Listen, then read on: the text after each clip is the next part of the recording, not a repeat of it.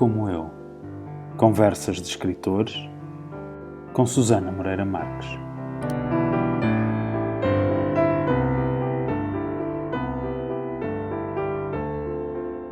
Olá, este é o 5º episódio do Louco Como Eu, um podcast da Fundação Lapa do Lobo. Eu sou a Susana Moreira Marques. Provavelmente, a maioria dos escritores tem gavetas cheias de papéis. Podem não ser gavetas mesmo, mas dossiês, pastas, podem até ser gavetas virtuais de um desktop. Os romancistas possivelmente têm gavetas cheias de poemas que não se atreveram a mostrar, e os poetas, gavetas com contos não publicados. Todos devem ter rascunhos dos quais esqueceram as ideias, as intenções, os nomes das personagens, as metáforas. Se tivéssemos acesso a elas, seriam as gavetas a contar o percurso dos escritores e não os livros nas estantes das livrarias ou das bibliotecas.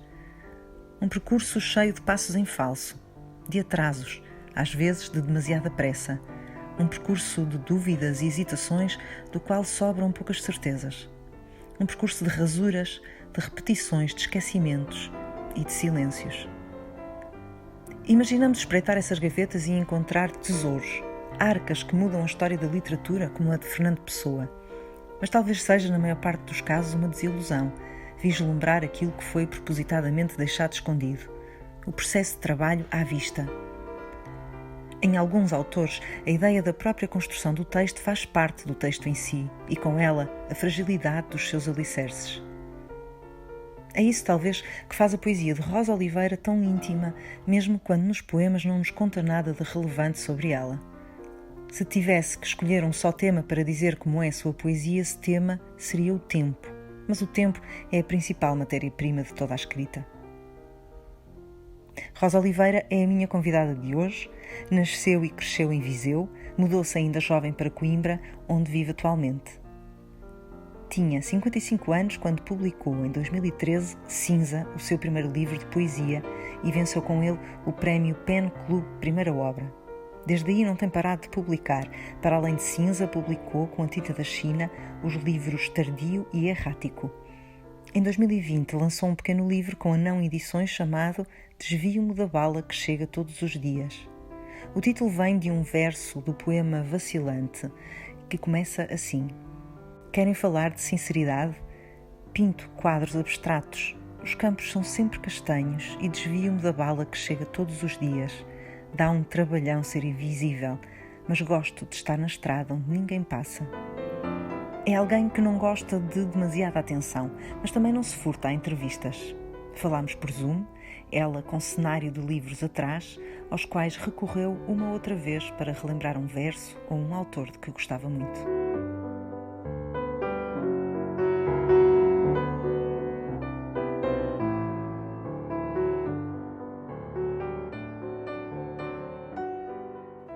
Rosa, muito obrigada por teres aceito este convite para estares aqui neste episódio do podcast Louco Como Eu. Eu vou começar por uma pergunta mesmo muito simples, ou só aparentemente muito simples, que é: como é que tu normalmente começas um poema?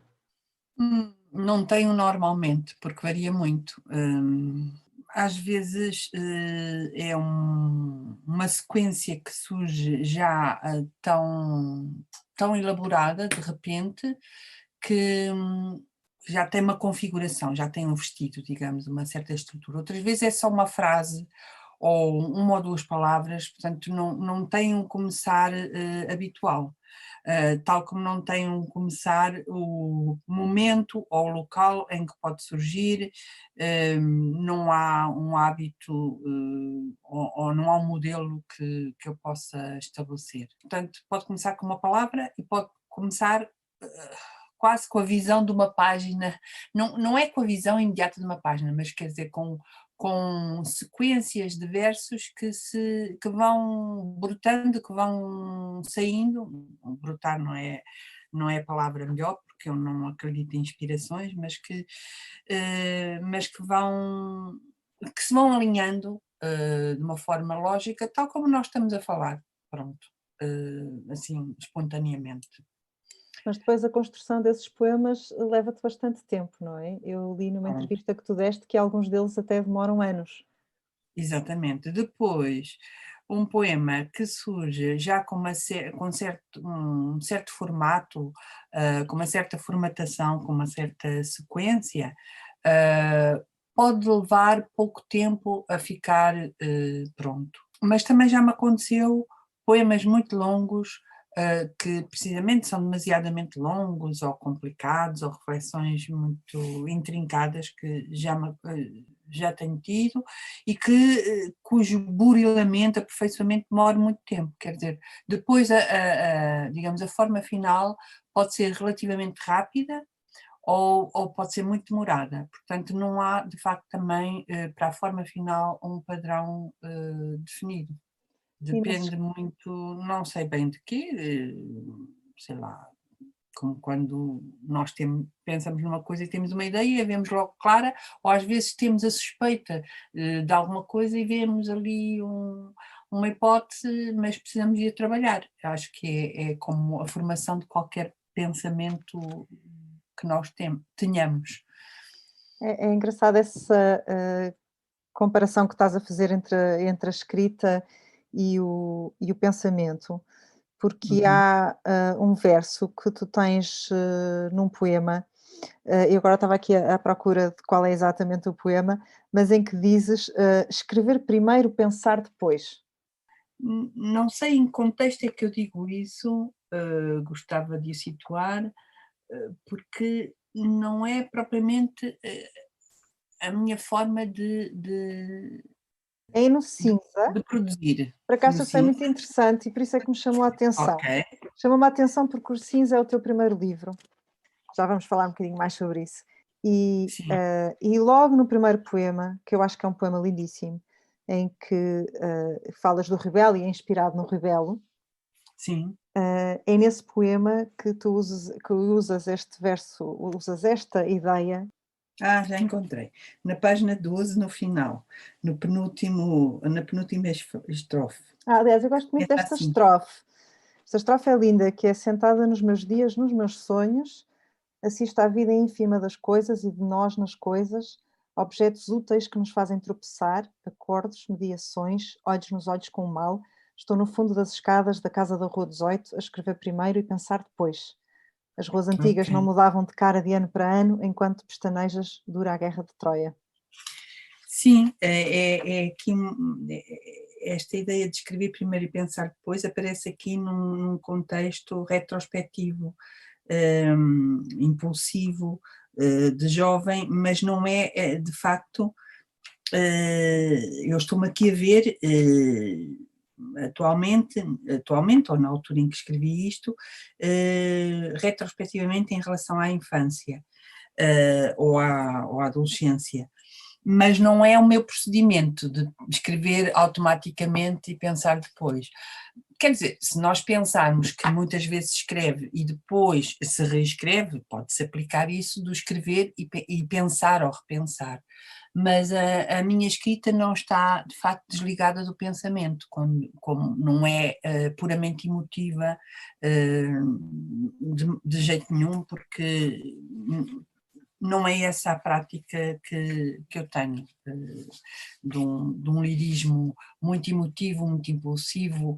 Aliás, quem tenha dito que é uma escrita um pouco, ou cada vez mais com tendência a ser cerebralista,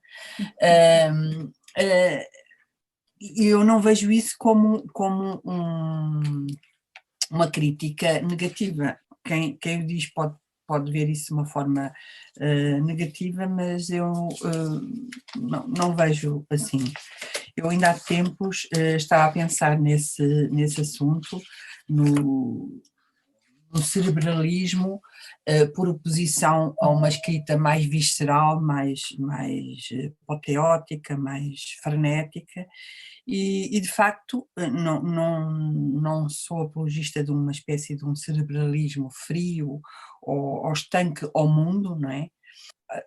Aliás, muitos dos meus poemas são fruto de um certo confessionalismo, não é? E de emoção, mas que passa pelo pensamento também. E aliás, a Rosa também falas muito nos teus poemas do próprio ato de escrever, não é? Tens várias referências ao ato de escrever e ao próprio Sim, poema, não é? pois. E sempre foi muito importante para ti esse pensamento sobre o próprio ato do que se está a fazer quando se está a escrever. Sim, porque é-me difícil desligar-me do que faço, da maneira como faço, não é? Pronto, é uma reflexão sobre a própria escrita. Por outro lado, eu também gosto bastante de ensaio e, portanto, há esse lado reflexivo, digamos, metapoético sobre a própria construção do poema, portanto, e gosto desse jogo de fazer e refletir sobre como se faz, não é? Eu também achei engraçado esse verso que eu te disse de ser no primeiro poema do livro Cinza, que é o teu primeiro livro, não é? Exatamente. E claramente não foi um livro nada, não parece um livro nada espontâneo, no sentido de que às vezes acontece, e como dizias, não é? Pessoas que escrevem de uma forma muito automática. Tu publicaste o teu livro tardiamente, como toda a gente chamou a atenção, de maneira que até o teu segundo livro, também publicado na Tinta da China, se chama Tardio, e tu própria dizes que logo no início, não é? Que, enfim, que não pudeste fugir a essa observação. Mas é uma pergunta à qual eu também não consigo aqui fugir, porque realmente Claro, desperta muita curiosidade, que é é um como é que clássico. tu só começaste a publicar, tinhas mais de 50 anos, não é? 55. Já tinhas feito umas tentativas de escrever quando eras muito nova, aliás, eu li numa entrevista tua que tu disseste que tinhas feito um romance, muito nova, Sim, sim. mas que não chegaste a publicar. Não cheguei a publicar por falta de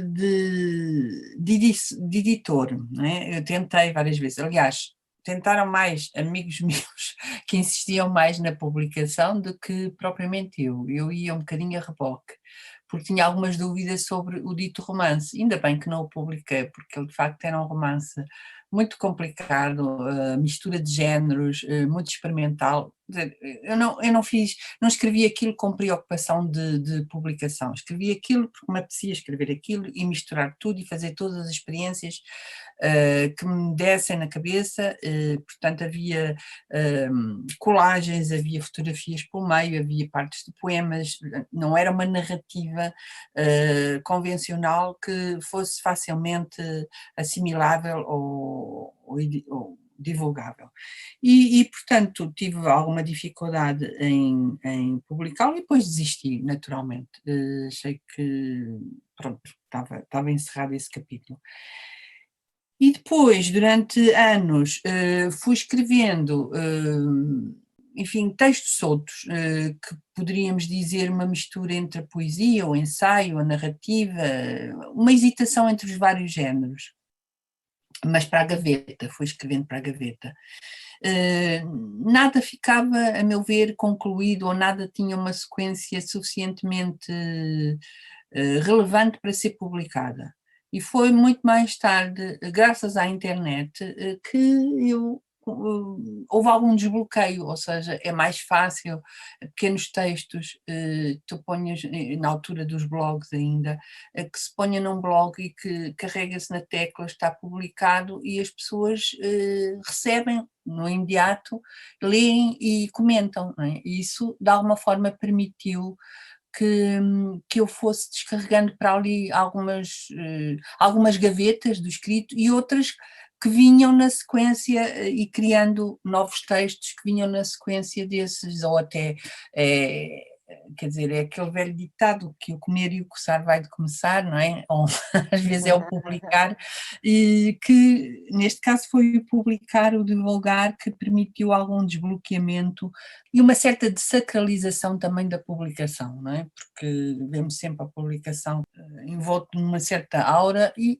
pronto, de facto a net permite essa democratização e essa divulgação sem fronteiras e sem censuras, não é? E, portanto, foi assim, e depois parei um pouco a pensar, mas foram surgindo alguns poemas, alguns textos, pequenos textos que eu tinha, que poderiam ser pequenas narrativas, mas que eu fui limpando aos poucos e que se transformaram em poemas ou poemas narrativos. Este mesmo texto que estavas a referir, este primeiro texto de Rui Belo, era precisamente uma espécie de narrativa lírica, poema narrativo, era assim um texto ambíguo, e eu depois resolvi limpá-lo, eliminar muito do que achava que estava a mais, e fui publicando na net, e depois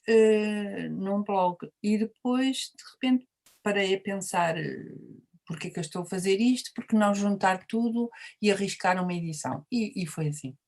Dei um prazo a mim mesma, senão nunca mais conseguia, e enviei para 2 ou 3 editoras, para 3 concretamente, e tive sorte que por acaso numa dessas 3, a Tinta da China, que já me tinha respondido dizendo que não tinha uma coleção de poesia, que não publicavam poesia, de repente resolveram iniciar uma coleção de poesia e o livro estava lá, portanto foi uma confluência, estava lá no momento certo, e foi assim. E depois, desde aí, o Cinza saiu em 2013, não é? Exato. E desde aí publicaste mais 3 livros. Exatamente. E, Agora portanto, saiu um em livrinho. menos de 10 anos, não paraste de escrever. Lá está. Eram coisas que também já tinhas e foste trabalhando, ou entretanto foste escrevendo coisas novas para isso? As duas coisas, as duas coisas. Tinha coisas já muito antigas, sobretudo no cinza. Depois foram ficando, as gavetas foram esvaziando, não é? Mas, entretanto, a língua tinha-se soltado de alguma forma, tinha encontrado uma voz e fui construindo, fui escrevendo, por exemplo, o poema errático, que dá título a este terceiro livro, já estava semi-feito, semi-construído, tinha já assim uma espécie de andaimes, antes do primeiro livro, portanto andou a transitar do cinza para o tardio, do tardio para o errático, até que eu disse, bem, ou agora tem que ser. E foi era um poema muito longo que eu fui eliminando, cortando, esquartejando mesmo, sem dó nem piedade, até chegar à forma final. Portanto, digamos que em qualquer dos livros há textos antigos e textos novos, não é? Que fui escrevendo, entretanto. Que vantagens é que achas que tiveste por publicar mais tarde, Então, não é? Com uma idade não tão jovem? aconteceu no início na minha juventude, eu tentar escrever e dizerem-me que era cedo demais, que não tinha ainda a maturidade suficiente e a forma, e eu própria reconheci isso, não é? Mas, enfim, como jovem que era, estava-me nas tintas e falava, escrevia, e portanto depois esqueci esses textos. E mais tarde, era tarde demais, primeiro era cedo demais, depois era tarde demais, portanto não há meia medida, não há o bom senso em mim, não há o bom senso do tempo. Eu devo dizer que para mim a questão mais importante da vida não é da escrita só, é o tempo, e portanto não tenho uma relação pacífica com o tempo, tenho uma relação problemática, nunca chego a tempo, nunca chego, ou chego cedo demais ou tarde demais em relação a estas etapas. Vantagens de ter publicado tarde, não sei se tive algumas, talvez, bem, no meu caso, se eu tivesse publicado aqueles primeiros textos muito pouco elaborados e incipientes, era mau porque eram fracos, quer dizer, eu vejo muita coisa publicada tão má ou pior, não é? Mas não, hoje estaria incomodada com isso, não é? Portanto, evitei assim para mim própria umas vergonhas. Poderia ter sido mais cedo, depois podia, mas não aconteceu. É assim.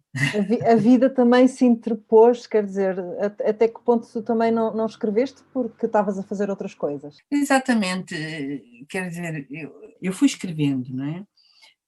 Mas aquilo que eu escrevia achava que não era suficientemente interessante para ser publicado, não tinha grandes coisas a dizer, não tinha verdades a revelar ao mundo, nem tenho agora, não é? Mas de facto o que me faltava era a voz, a maneira de dizer, fosse o que fosse, nem que sejam pequenas observações, como muitas vezes são os poemas.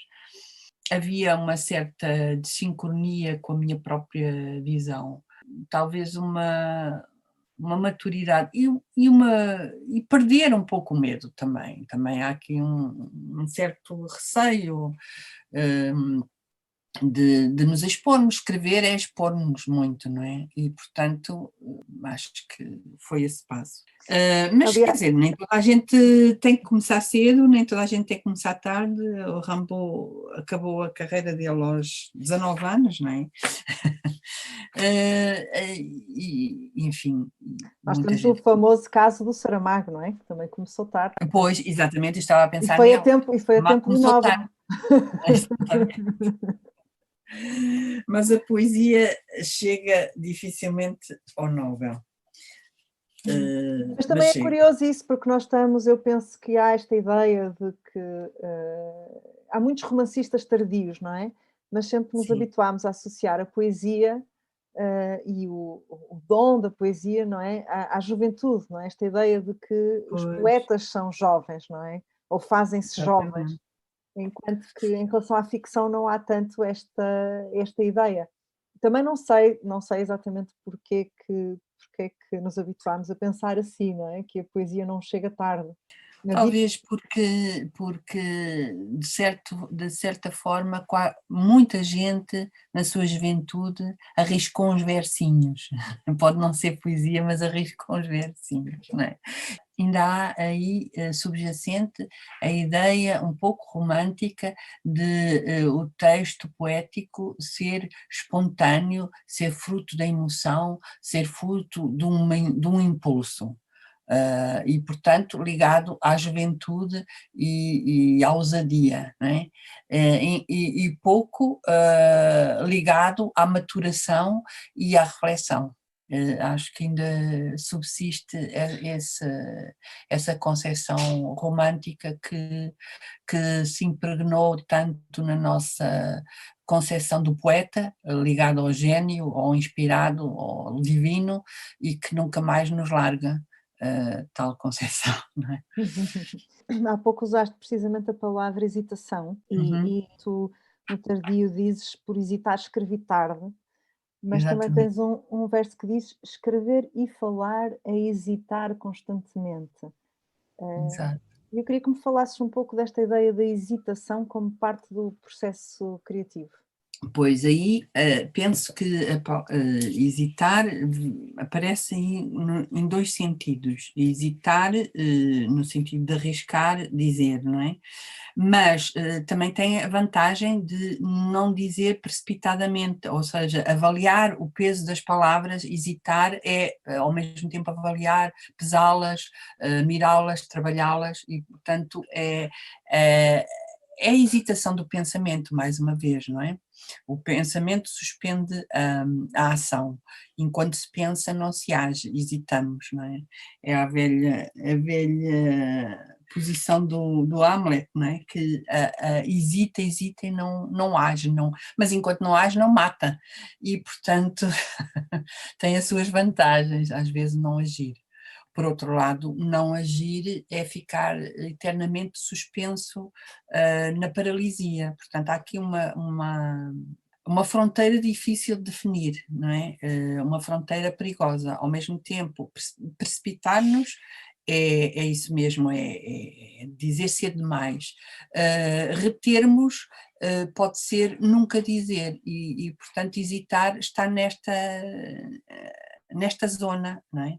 De fronteira. Alguns dos teus poemas são poemas confessionais, até há um poema em que tu dizes eu vou escrever um poema confessional e um dos teus livros, eu penso que é o Tardio, tem fotografias, não é?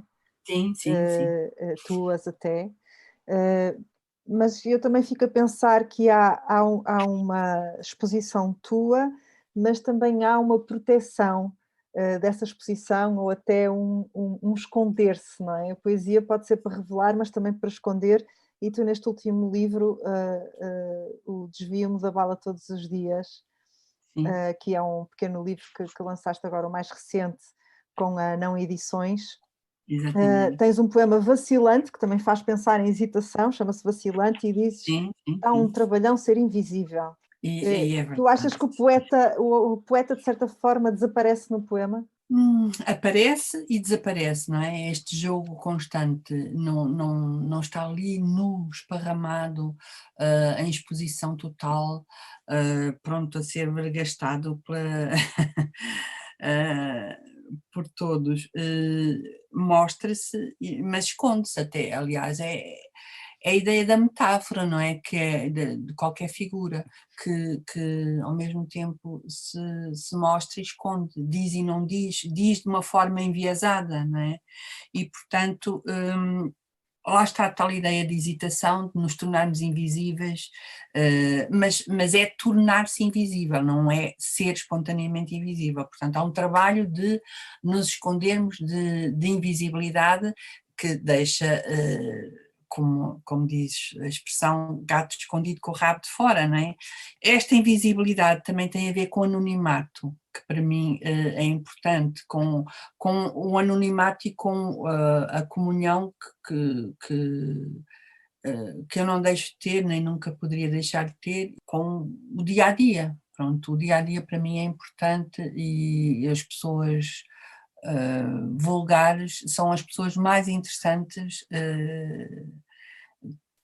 Muitas vezes, não é? Aliás, o Flaubert sabia isso, não é? Que ele gostava muito de pessoas medíocres, adorava tentar adivinhar o que é que pensaria uma pessoa vulgar. Em certa medida, somos todos mais ou menos vulgares, não é? A maior parte da nossa vida é passada a resolver pequenas coisas do dia a dia, não é?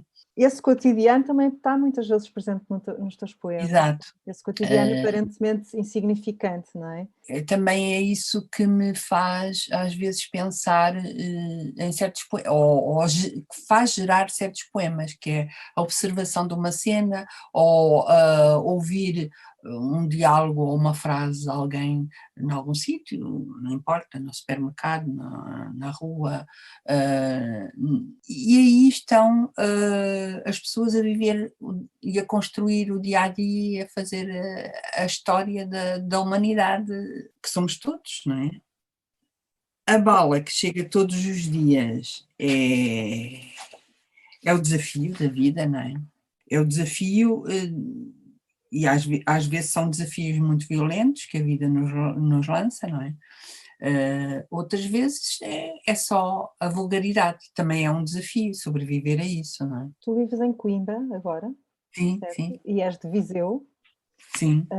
portanto tens estado em cidades pequenas. Isso também te ajuda a esse sentimento de poder estar mais no anonimato e seres mais invisível, não estás tanto nos grandes centros onde circulam os escritores e estão as editoras e tudo isso. Sim, sim, isso também ajuda, embora eu não sei se vivesse, por exemplo, em Lisboa, agora passo parte do meu tempo em Coimbra e em Lisboa. Não sei se vivesse em Lisboa permanentemente, ou no Porto, que, enfim, que é uma cidade que eu aprecio particularmente, mas não me vejo a viver, sou mais do Sul. Não sei se participaria assim com tanta frequência no mundo, digamos, intelectual. Quer dizer, pelo menos no seu lado mais mundano, isso duvido um pouco. No seu lado mais interessante de assistir enfim, iniciativas que me digam alguma coisa, sim, mas não me diz muito o meio intelectual. Também não tenho medo, enfim, é algo com o qual convivo com relativa de forma pacífica. Mas sim, viver em cidades, eu de facto, a maior parte da minha vida tenho vivido em Coimbra, porque eu vivi em Viseu até aos 20 e poucos anos, já lá vai muito tempo.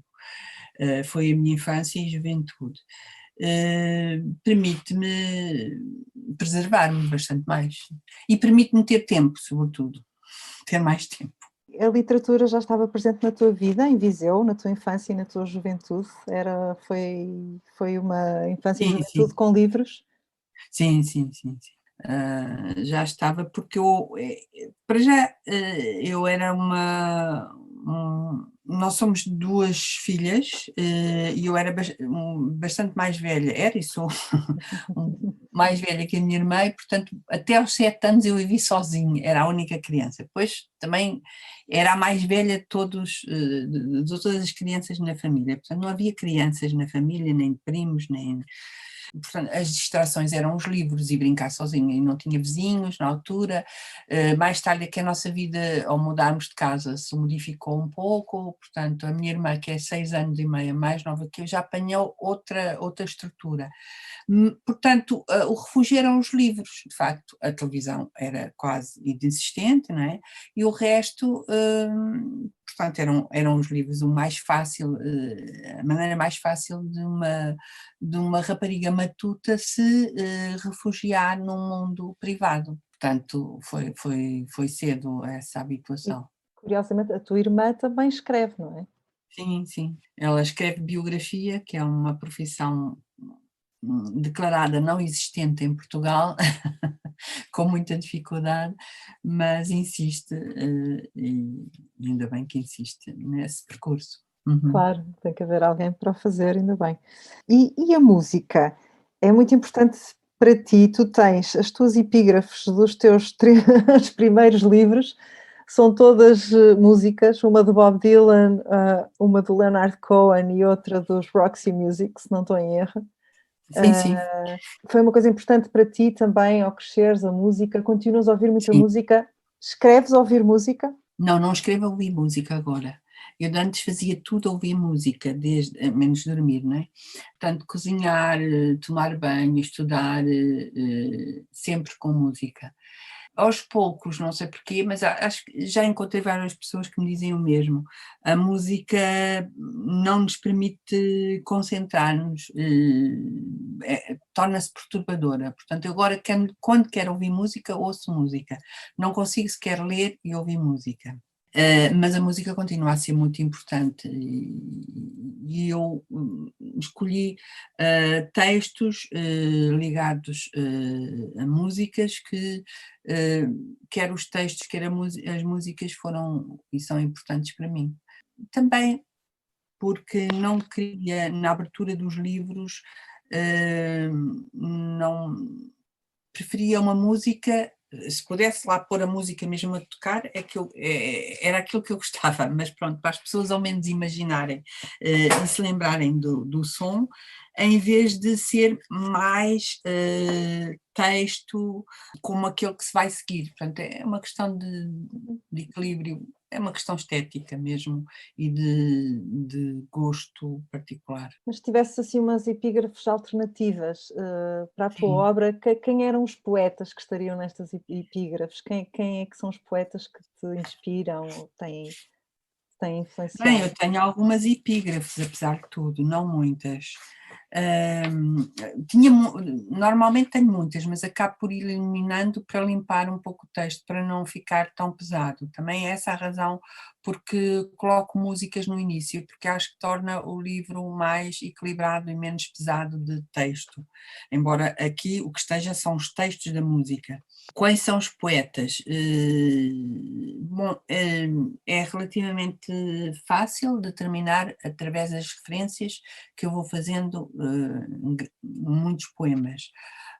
Desde o Rui Belo, de que estávamos a falar logo no início, Alexandre O'Neill, Cesarini, estou a falar dos portugueses, não é? Manuel António Pina, enfim, o António Franco Alexandre, mas também muitos poetas não portugueses, que aliás muitos deles são referidos em alguns poemas, e não só poetas, romancistas, não é? Grande parte da minha vida foi a ler narrativa, até mais do que poesia, até talvez. Não é? Há anos, quando alguém me perguntou isso, ainda antes de eu publicar qualquer dos livros, eu dizia logo, disparava logo com autores assim, pesados, não é? Entre Kafka e Dostoiévski, era tudo assim um bocado pesado. Beckett, Kafka e Dostoiévski, era tudo barra pesada, digamos. Que continuam a ser autores muito importantes para mim. Também me leva à pergunta que o Abel Barros Batista te deixou para eu fazer. Tá Tem a bem. ver com esta ideia do que se lê. E ele queria saber o que é que tu recomendarias para ler de poesia que tenha saído mais recentemente, nos últimos anos. Se um leitor andar perdido, o que é que tu lhe dizias para ler? Uma resposta a essas perguntas, esse tipo de perguntas é sempre muito traiçoeira, porque a nossa memória faz-nos, põe-nos à frente logo uma resposta que pode não ser a resposta mais verdadeira, não é? Portanto, o que é que eu tenho lido recentemente que me impressionou? Gostei muito de um poeta publicado na Língua Morta, Roger Wolf, é um poeta bastante interessante. Gosto muito do João Margarite, que morreu há semanas. Recomendaria uma pessoa que não é propriamente, não escreve propriamente poesia, é uma espécie de diário, que é a Ivone Mendes da Silva. Ela publicou há pouco tempo um pequeno livro de contos que acho que é bem, bem interessante. Eu recomendaria qualquer dos livros, acho que praticamente qualquer dos livros do Hélder Moura Pereira, de quem eu gosto muito. Recomendaria, que saiu há relativamente pouco tempo, é fácil de encontrar, o Carlos Poças Falcão. E já agora aproveito que é o poeta que eu vou vais indicar-me para empurrar para a arena, não é? Recomendaria a Andreia Ceifaria, que é uma jovem poeta bastante interessante, e recomendaria qualquer das traduções, uma vez que a maior parte das pessoas não lêem alemão, do Paul Celan. E recomendaria também qualquer das traduções da Zimborska, claro. É uma poeta de que eu gosto muitíssimo, não é? E que tinha o grande condão de ter um grande caixote do lixo, como ela dizia, não é? Uma vez que só escreveu cerca de 300, não escreveu, publicou cerca de 300 poemas e com isso chegou ao Nobel. Não é preciso escrever muito, mas é preciso escrever muito bem. Queres-me falar um pouco mais do Carlos Poças Falcão? Porque é que o sugeres para ser o meu próximo convidado e gostarias de lhe deixar alguma pergunta? O Carlos Poças Falcão é um poeta curioso, muito perfeccionista. Os seus textos são textos muito elaborados, muito trabalhados, penso eu, pelo menos na forma que nos chegam. É um poeta surpreendente, é um poeta que para já tem muitos poemas com reflexos, enfim, profundamente católicos, está nos antípodas daquilo em que eu me movo nesse aspecto, não é? É um humanismo dele, é um humanismo diferente do meu, completamente diferente, que eu não sou absolutamente crente. Mas leio com muito interesse, é muito sintético, muito objetivo, muito preciso nas suas escolhas, no equilíbrio dos seus poemas e bastante variado. É um poeta surpreendente. É sobretudo um poeta que me intriga pela quantidade pela variedade da escrita dele. Eu não sei que pergunta lhe poderia fazer, porque ele parece uma pessoa tão surpreendente. Por vezes os poemas dele são poemas de uma extrema contemplação, parece que há uma espécie de revelação dentro dele. Até os próprios títulos, Sombra, Silêncio e a Nuvem, é qualquer coisa de impossível de agarrar e de definir. Mas, por outro lado, ele tem um lado muito clássico, que não é o meu de todo, um lado clássico, um lado elegíaco também, mas eu penso que o tipo de elegia que ele vai tecendo não é propriamente de alguém melancólico. Há uma contemplação nele que talvez não seja totalmente melancólica, mas seja uma espécie de felicidade interna que já não espera grande coisa do mundo, mas que o aceita como ele é. Fico à espera que ele me diga se o meu retrato lhe serve. Se o retrato que eu estou aqui a traçar, assim, ao vivo e improvisadamente, se lhe coaduna de alguma forma. Para terminar, queria perguntar-te, tu, como estava a dizer, publicaste nos últimos menos de 10 anos 4 livros, estás a preparar outro, o que é que estás a trabalhar? Achas que vais voltar a escrever narrativa ou encontraste aqui na poesia o teu lugar? Narrativa é difícil, eu tenho dificuldade, tenho alguns contos feitos, ou uns prontos ou semi-prontos há muito tempo. Tenho dificuldade porque o meu pensamento e o meu tipo de escrita é mais uma espécie de fotografia. Corresponde mais ao momento, a um flash, e não de tão longo fôlego como um romance, nem pensar. Um romance é que era, como eu digo num poema, mas não tenho fôlego para isso. A minha arquitetura é diferente. Um romance pressupõe uma espécie de uma casa com toda a sua estrutura e com alicerces, etc. E toda uma elaboração a longo prazo que eu não sou capaz de ter. Eu sou, nesse aspecto, sou mais impulsiva. Aquela imagem, é aquele momento, aquele flash ou aquela pequena cena que eu quero captar e que quero, ou aquele pensamento assim, que perpassa de repente e que eu quero tentar apanhar. Um conto poderá ser um texto intermédio, mas que também é difícil. A arte do conto exige uma tal contenção e ao mesmo tempo uma tal concentração de sentido ali, para nós ficarmos a perceber como é que aquela fatiazinha de vida corresponde a uma vida, como é que aquilo é representativo, que eu acho uma arte extremamente complicada. E por isso acho que poderei, com alguma sorte e muito trabalho, conseguir alguns, mas não sinto que seja o meu primeiro impulso. Estás a preparar algum livro já? Mais algum? Assim, de poesia, eu não preparo um livro, eu vou escrevendo poemas e depois a certa altura começo a ver que têm alguma ligação e vou pondo em pastas e depois começo a tirar de uma pasta e ponho de outra e depois começo a arranjar a estrutura de um livro e portanto isso depois surge quase no final, não é? Quando eu tenho assim uma quantidade, por exemplo, esta plaquete do Desvia-me da Bala que chega todos os dias. São alguns poemas que eu achei que não deviam esperar para um livro maior e que no fundo configuravam tinham alguma unidade e podiam apresentar-se num livro mais curto. E pronto, e achei que reuni-los fazia sentido.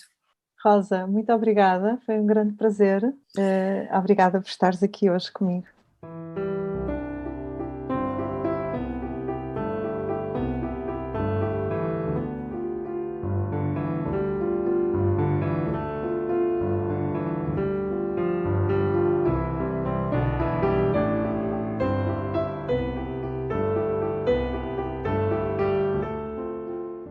Obrigada também a quem esteve a ouvir.